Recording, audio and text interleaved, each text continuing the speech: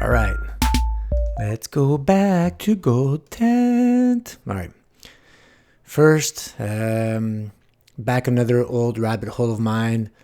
Point and figure charts. I'd like to thank Stage Analysis. He's a trader.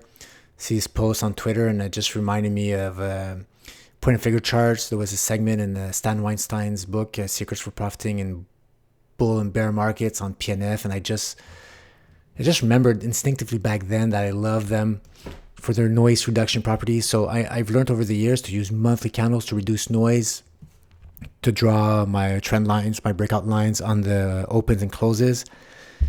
And point and figure, it's just awesome in the way it's built that it reduces noise time-wise. So if the price action is going up and down and staying within that range, and there's no reversal, then it doesn't add a new bar. It just continues and within it, and time moves on. And then after that, when it adds, then you increment the time wherever it was. See, like 77 to 81.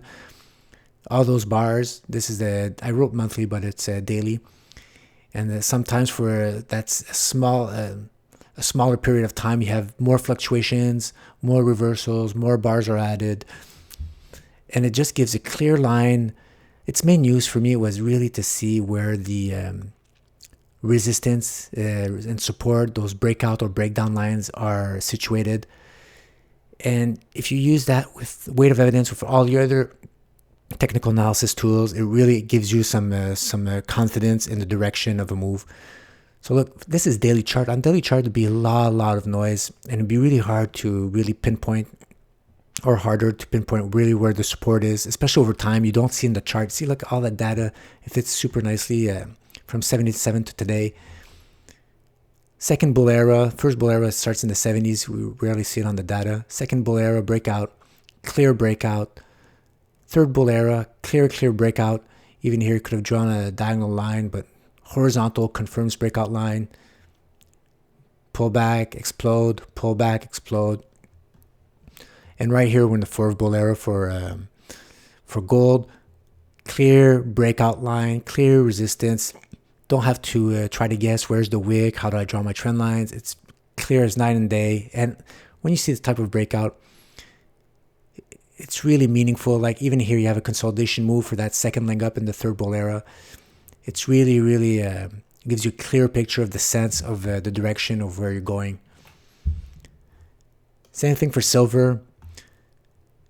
We had the first bull era from the 70s, 74, pullback, second bull era, explosion. Silver is more volatile. So you see there's way more columns than on the gold chart for that same period of time, or just a few years more. Third bull era, breakout here off that base, more volatile, more rows are added, but still gives a clear-cut image of where the resistance is. Right here, that continuation breakout after that 2008 dip for that last hurrah, 2010 to 2011-12. I could have drawn a trend line here, continuation of that third bull era. And right here, here's my horizontal at 2050, 21. If silver breaks out above that on the PNF chart, for me, that's a clear-cut signal that we're either in this type of leg up, or we're off a strong base, and then we're starting continuing the fourth bull era, guys. Gold's already in the fourth bull era, and when silver gets in, the other miners usually they get in on the bull market for precious metals at the same time. So don't get discouraged for now. It's still working its way up to there, and the PNF chart is helping you diagnose really what breakout line you should be looking for.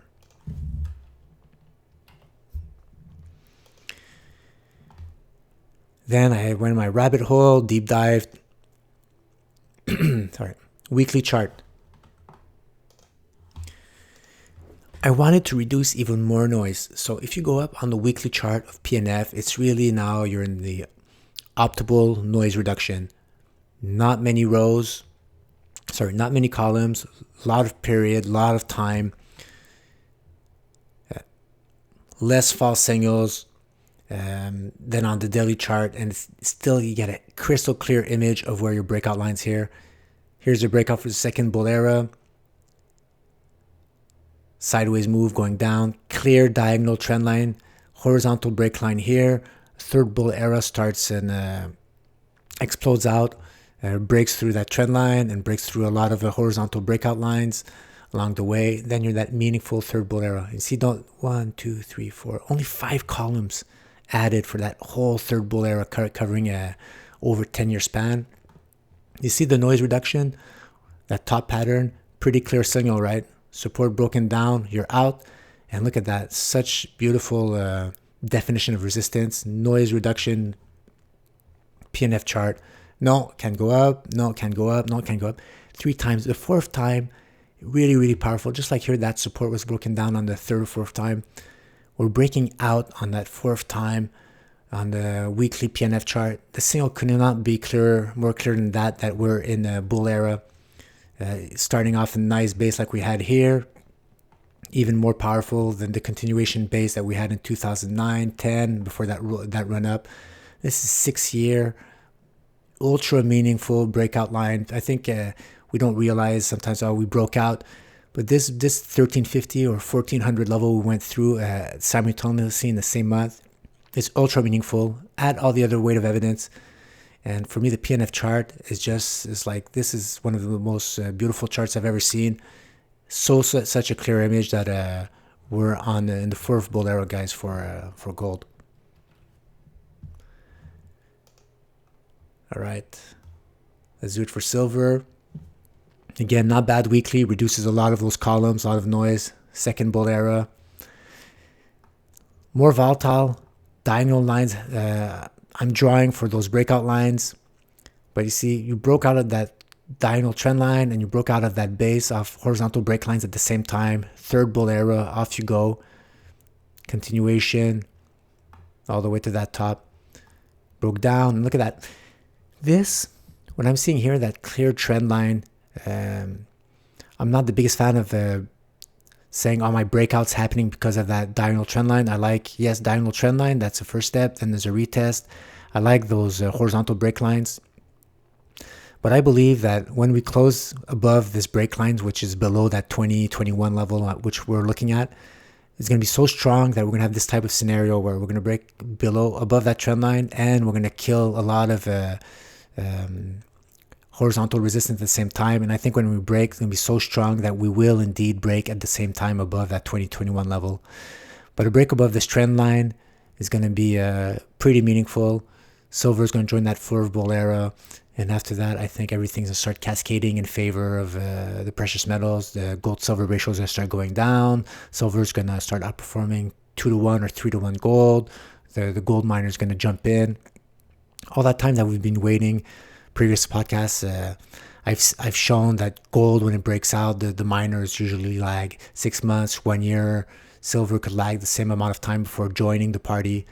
Well, gold broke out last June, I believe, on that monthly candle, last July.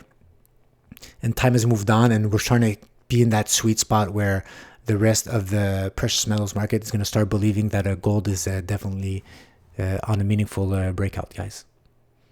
Which brings me to the final segment. Cycle, I was going to call it time cycle analysis added to PNF charts, but check it out. Hold on. I'm calling it just cycle analysis because since the notion of time has disappeared, I just want to see the cycles on the PNF chart, on the weekly, noise reduced, how I could estimate when I should be hitting bottoms and when I should be hitting highs. So from what I've gathered following a North Star, a regular poster on Gold Tent and on Twitter, has big inspiration for me on adding tools and making my technical analysis more versatile and combining all the tools that I have.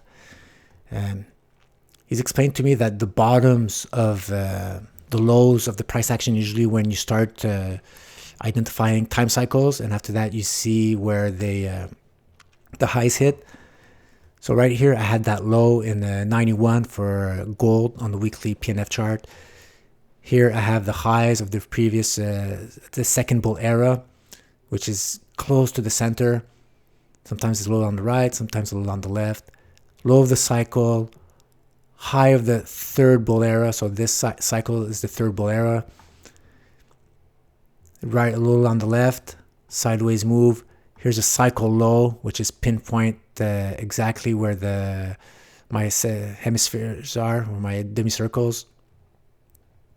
And I think that's the beginning of the fourth bull era, cycle-wise. So remember, like, it's kind of weird because you see this is not the same amount period of time as this one for this cycle. And this cycle, I don't know how much time it is.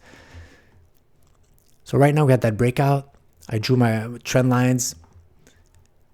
I'm estimating, if I look at the middle of the bull cycle of the fourth bull era, the cycle analysis, and I coincide that with that my channel, those parallel lines, I have a target.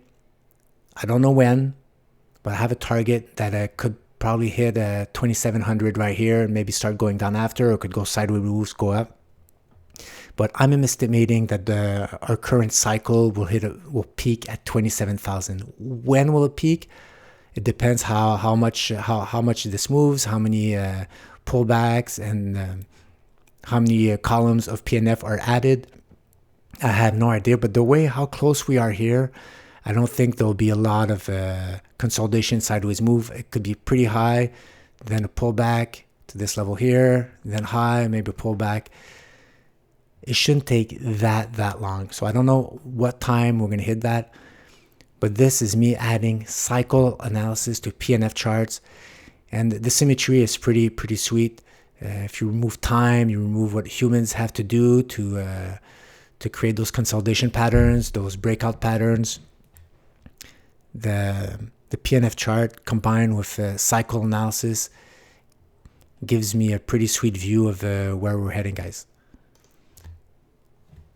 And let's go check now the same thing, but for the silver chart.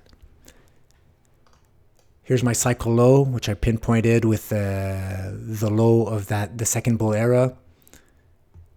It had that high in the right hemisphere close to the top, cycle low. We're in the third bull era, guys, which started right here, 95 or 87, the lows starting going up.